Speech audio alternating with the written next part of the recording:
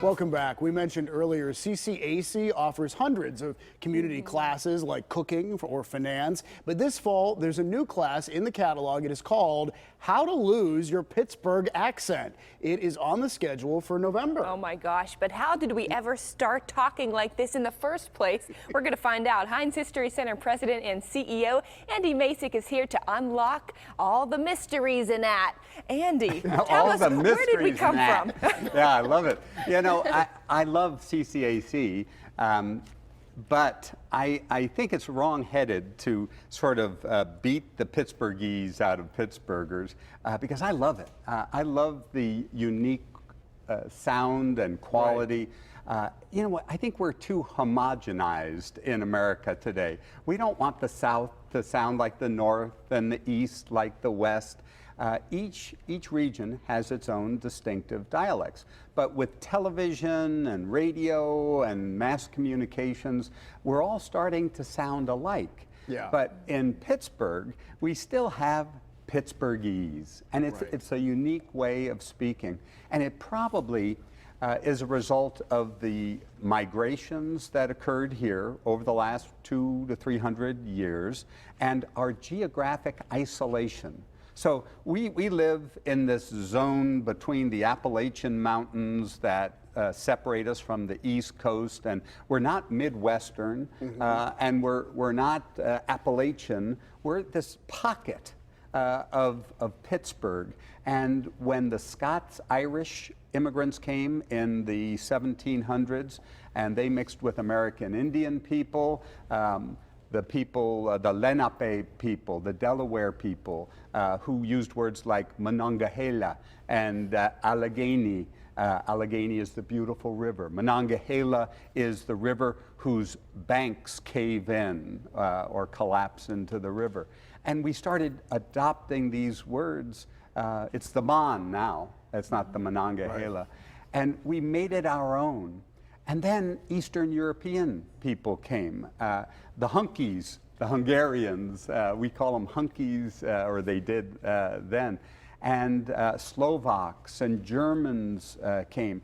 And the mixing of all of these sounds, these tones, this vocabulary resulted in Pittsburghese.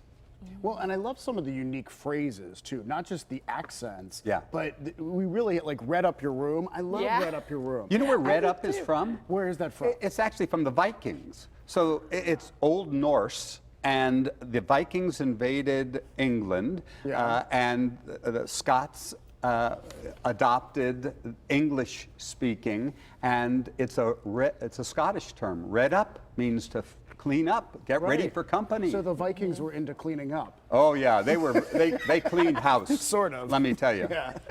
Our gum bands is another one. I love gum bands. Gum band is good. Here in Pittsburgh, a vacuum cleaner is a sweeper. Right. They don't say that in other parts of the country. Gum band, outsiders who use rubber bands do a double take and say, "What?" Yeah. What? See, but my favorite of all is perhaps nebby.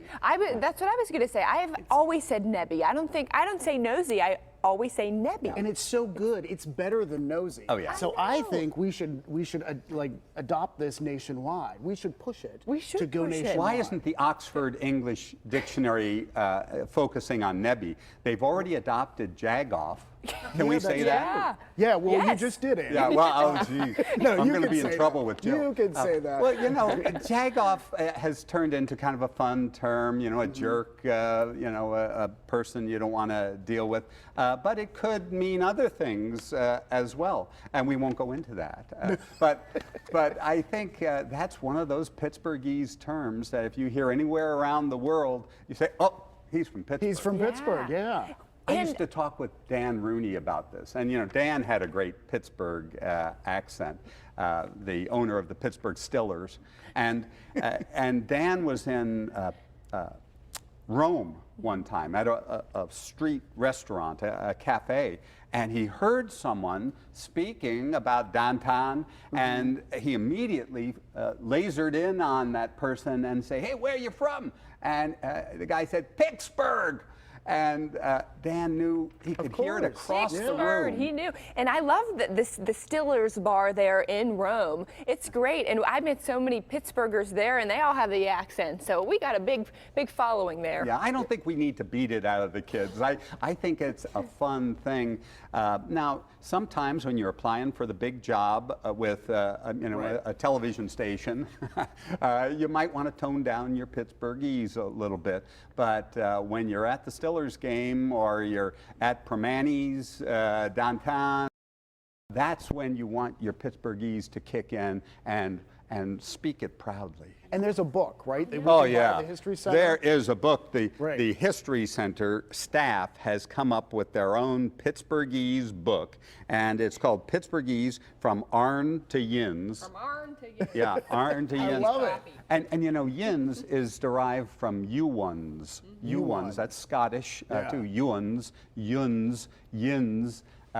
It's like the Southern y'all. Exactly, yeah. But it's ours. It's ours. Yeah. I love it. Not Yins. It makes us uniquely us. Yeah. Thank you, Andy. We appreciate it. And you can learn more about this and all of our connections to the past at the History Center. It's on Smallman Street in the Strip. And watch for more Pittsburgh history today here on PTL when Andy joins us as a regular guest. Well, still to come, we are live at the Rivers Casino for a big anniversary celebration. Plus, we are in the kitchen cooking with Raina. And our Selena is getting a color consultation. What are you getting? A color consultation, a pair of fresh eyes to see what's the best look for her hair going into the fall. Stay with us for that. You will find out all about how you can get one as well. First, though, Eye on Health and a new I Had Cancer podcast. It's hosted by our good friend and survivor, Bonnie Diver. That is next when PTL comes right back.